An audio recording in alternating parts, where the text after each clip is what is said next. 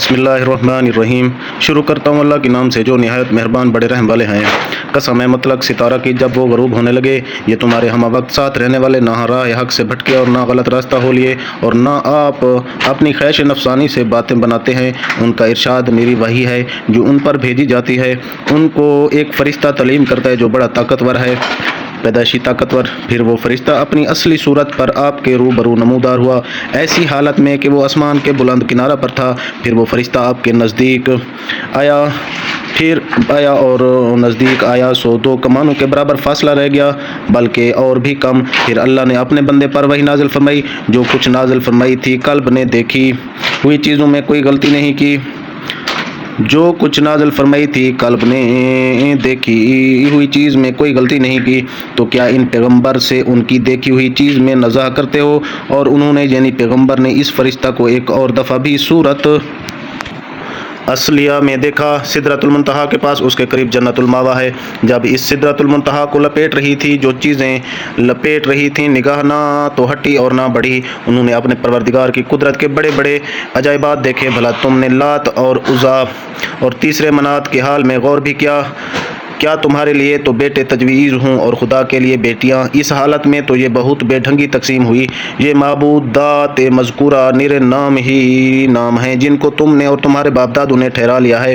خدا تعالیٰ نے تو ان کے معبود ہونے کی کوئی دلیل بھیجی نہیں، بلکہ یہ لوگ صرف بے اصل خیالات پر اور اپنے نفس کی خواہش پر چل رہے ہیں، حالانکہ ان کے پاس ان کے رب کی جانب سے بواسطہ رسول ہدایت آ چکی ہے۔ کیا انسان کو اس کی ہر تمنا مل جاتی ہے؟ سو خدا ہی کے اختیار میں ہے آخرت اور دنیا، اور بہت سے فرشتے آسمانوں میں موجود ہیں۔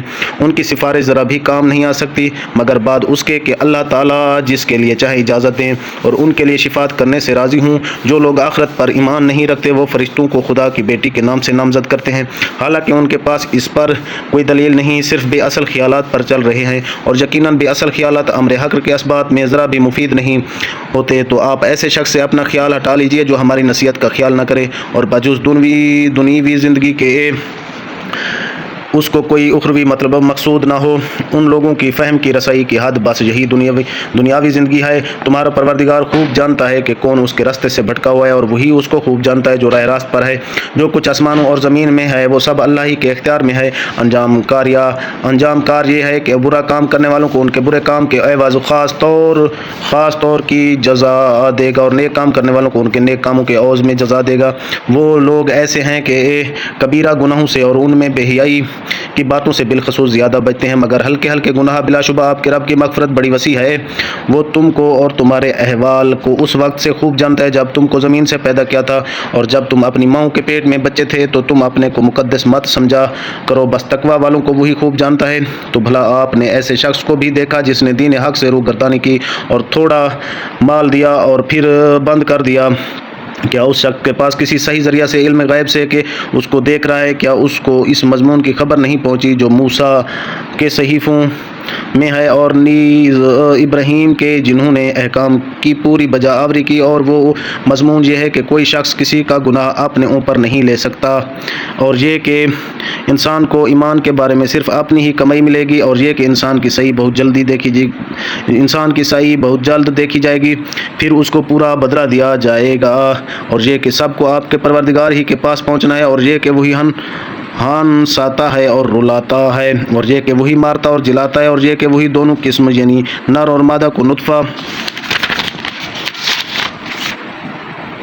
سے بناتا ہے جب رحم میں ڈالا جاتا ہے، اور یہ کہ دوبارہ پیدا کرنا حسب وعدہ اس کے ذمہ ہے، اور یہ کہ وہی غنی کرتا ہے اور سرمایہ دے کر محفوظ باقی رکھتا ہے، اور یہ کہ وہی مالک ہے ستارہ شعراء کا بھی، اور یہ کہ اس نے قدیم قوم عاد کو اس کے کفر کی وجہ سے ہلاک کیا، اور سمود کو بھی ان میں سے کسی کو باقی نہ چھوڑا، اور ان سے پہلے قوم نوح کو ہلاک کیا۔ بے شک وہ سب سے بڑھ کر ظالم اور شریر تھے۔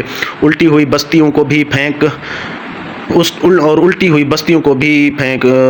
پھر ان بستیوں کو گھیر لیا جس چیز نے کہ گھیر لیا سو تو اپنے رب کی کون سی نعمت میں شک و انکار کرتا رہے گا۔ یہ پیغمبر بھی پہلے پیغمبروں کی طرح ایک پیغمبر ہیں اور ان کو مان لو کیونکہ وہ جلدی آنے والی چیز قریب آ پہنچی ہے کہ کوئی غیر اللہ اس کا ہٹانے والا نہیں۔ سو کیا ایسے خوف کی باتیں سن کر بھی تم لوگ اسی کلام الہی سے تعجب کرتے ہو اور ہنستے ہو اور خوب خوف و عذاب سے روتے نہیں ہو اور تم تکبر کرتے ہو؟ سو اللہ کی اطاعت کرو اور اس کی بلا شرکت عبادت کرو۔